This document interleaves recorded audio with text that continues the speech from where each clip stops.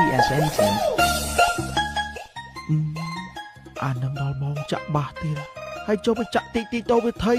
ហើយបើខ្លាំងឲ្យដាក់មុខចំផ្ទះឯងទៀតចូលផ្ទះពេលវាយសបត់ PSN ទៀត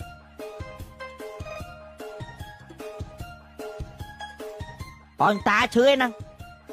អាគួយឲ្យជួយប្រាជន់មានថាវាបន្ថយសំឡេងតិចទៅតាកំពុងឈឺបាទតា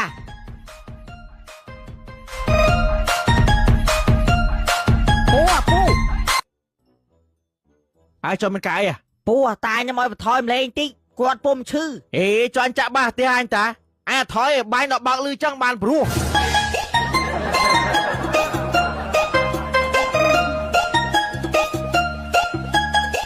តាគាត់ថាចាក់ទៅផ្ទះគាត់តា